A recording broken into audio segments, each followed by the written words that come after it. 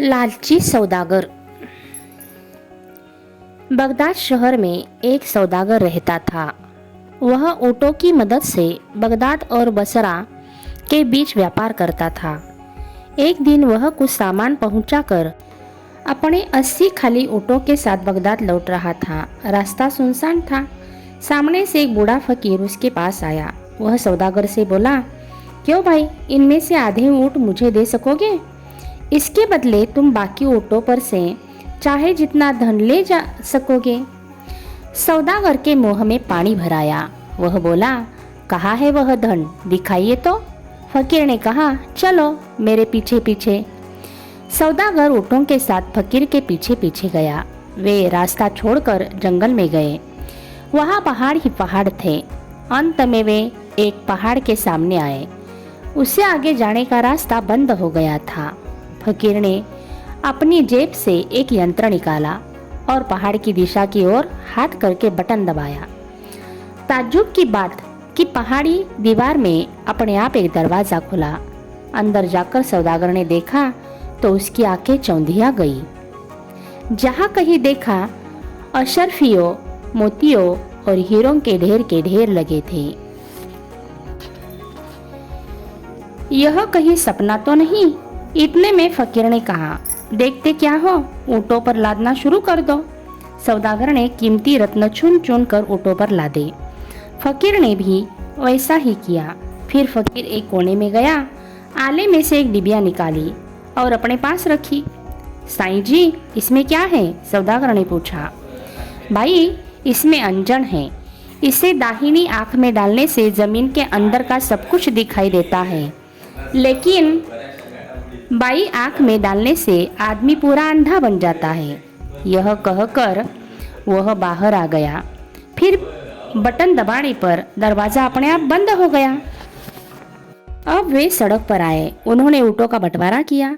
एक दूसरे से विदा होकर अपनी अपनी दिशा में जाने निकले। थोड़ी दूर जाने पर सौदागर ने सोचा, यह ठीक नहीं हुआ। फकीर ने 40 ऊँट मांगे और मैंने दे डाले।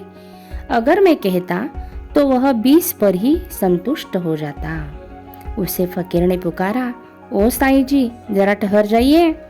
फकीर ठहर गया। सौदागर उसके पास जाकर बोला, आप घुमक्कड़ है। ऊँटों को पालना बड़ा ही कठिन काम है, इसीलिए आप 20 ही रखिए, बाकी 20 मुझे लौटा दे। फकीर बोला, अरे 40 ऊँट रत्नों से तेरा पेट नहीं भरा? अच्छा, ले जा 20 ऊँट। अब तो खुश हो गया ना? सौदागर ने खुशी खुशी ऊँट लिए और वह जाने लगा। फिर मन में आया कि अरे, ये भी फकीर ने बिना हिचकिचाए दिए, और मांगता तो वे भी मिल जाते। इसलिए उसने फिर से फकीर को पुकार कर कहा, साईं जी, आपने मुझे दौलत दी तो ये बाकी ऊँट भी दे दे। आप है अल्लाह के बंदे, आपको धन दौलत से क्या मतलब?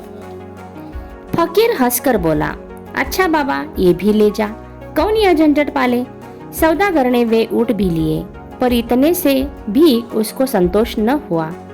बोला, साईं जी, यह अंजन की डिबिया भी मुझे दे डालिए ना। जमीन के अंदर का गड़ा धन निकालने में भी कितनी झंझट है। आप उसे नहीं कर सकेंगे, मैं सब कुछ कर सकता हूँ। मेरे पास हथियार है, नौकर चाकर भी है। फकीर ने कहा, ले बेटा, तू बड़ा लालची है और ज्यादा लोभ न कर। ध्यान में रख कि अगर तू इसे बाई आंख में डालेगा तो अंधा बन जाएगा। सौदागर ने वह डिबिया अपने हाथ में ली और दाहिनी आंख में उसका अंजन डाला तो जमीन बिल्कुल कांच की तरह दिखने लगी। हजारों फुट नीचे जमीन के अंदर का पता चला। उसे बहुत आनंद हुआ। फिर उसके मन में कुछ शक हुआ कि यह फकीर अपने से कुछ छिपा रहा है। उसने अपनी बाई आंख में अंजन डालने की तैयारी की। फकीर बोला, अरे पगले, क्या तू अंधा बनना चाहता है? रुक जा। लेकिन जो जो फकीर उसे रोकता गया, त्यों त्यों सौदागर का इरादा पक्का होता गया। आखिर हार कर फकीर बोला, जा, तू अपने ही हाथों अपने पैरों पर कुल्हाड़ी मारना चाहता है, मैं तुझे कहाँ तक रोकूं। सौदागर ने बाई आंख में अंजन डाला तो क्या, उसकी आंखों के आगे अंधेरा ही अंधेरा छा गया। वह रोने लगा, बोला, हाय हाय, यह क्या हुआ, मैं अंधा बन गया। फकीर बोला, अरे तू तो पहले ही लोभ से अंधा हो गया था, तेरे लिए यही सजा ठीक है, जा यह लकड़ी ले और भीख मांगता फिर। फकीर ने अपने हाथ की लकड़ी उसे दे दी, डिबिया तथा ऊँट अपने साथ लिए और वह चल पड़ा। बेचारा सौदागर अपना सब कुछ गवाकर रास्ते का भिखारी बन गया। कहानी से यही सीख मिलती है, लालच बुरी बला है।